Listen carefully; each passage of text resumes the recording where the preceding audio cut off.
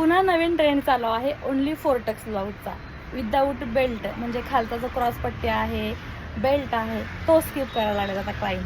तर heavy size असेल, plus size असेल तरीसुद्धा 4 टक्स ब्लाऊज छान बसतो बरं का. या वीकमध्येच मी जवळपास 3-4 ब्लाऊज ठेवलेले आहेत आणि आता पुन्हा एक 36 साईजचं ओनली 4 टक्स ब्लाऊज आलेला आहे आपल्याकडे.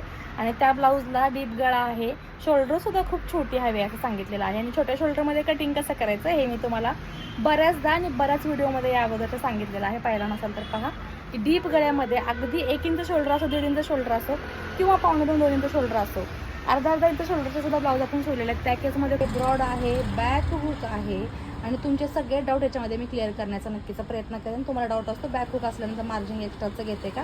सो इथे बघा मी काय काय केलेलं आहे सांगते. उंची आहे 14 इंच, 1 इंच वाढवून 15 इंच घेतलेला आहे. 5.25 इंच शोल्डर घेतलेले आहे, 5.5 इंच मुंडा घेतलेला आहे. इथे 1 इंचाचा गॅप देऊन इथे आपल्याला आर्महोलची गोलाई दिलेली आहे. त्यानंतर 36चा चौथा भाग प्लस 2 इंच घेतलेला आहे. ॲज इट इज इथे घेतलेला आहे. इकडे आपलं कंबर प्लस जी आहे ती स्ट्रेट मी घेते.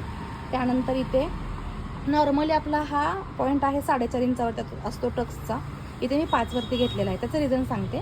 बॅक हुक आहे सो इथे आपल्याला 1.5 इंच कमी होईल आणि बॅक हुक नंतर हा टक्स जवळ नको म्हणून मी अर्धा इंच पुढे सरकवलेला आहे. हे पूर्णपणे ऑप्शनल आहे. तुम्हाला जर 4.5 इंचावरती टक्स घ्यायचा असेल तर तो सुद्धा घेऊ शकता.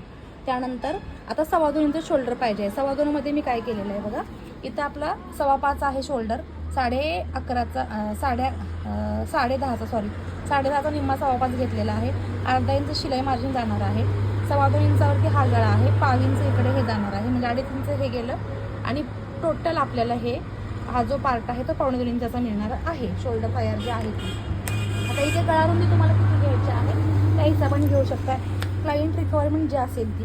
आता मी इथे बघा 3.5 इंचावरती ही गळा रुंदी घेतलेली आहे. थोडीशी 5 इंच का वाढवलेली आहे, कारण इथे आपल्याला हुकलूकसाठी 5 इंच शिवून जाणार आहे. हा झाला तुमचा बॅक पार्ट आणि गळा या पद्धतीने तुम्हाला जसा हवा तसा शेपमध्ये घ्यायचा आहे, कमी जास्त जसा क्लायंटला डिमांड असेल तशी. हा झाला बॅक साईड. आता इथे फ्रंट साईड काढलेला आहे. फ्रंट साईडमध्ये सुद्धा आपल्याला बघा काय केलेलं आहे, हा पार्ट 1 इंच पुन्हा वाढवून घेतलेला आहे फ्रंट साईडचा. 7चा गळा आहे, अर्धा इंच पुन्हा आर्महोलची गोलाई आत दिलेली आहे. इथून आपल्याला बस्ट पॉईंट आपला अपेक्स पॉईंट आहे तो काढायचा 10.5, 11 2 पॉईंट काढू शकतो तुमच्या साईजच्या रिक्वायरमेंटनुसार. पुन्हा इथे आपल्याला 4 इंचावर तिथे 4.25 इंचावरती हा गॅप द्यायचा आहे आणि ही 1.5 इंचाची टक्स काढायची आहे. इथून इकडे, इथून इकडे, इथून इकडे ह्या 4 टक्स आपल्याला ही सेंटरला काढायचे. इथून आपल्याला ही 3 इंचावरती आणि इथूनही आपल्याला 2 ते 2.5 इंचावरती काढायचे आहे आणि या पद्धतीने क्रॉस आपल्याला करून घ्यायचं आहे. सो हा झाला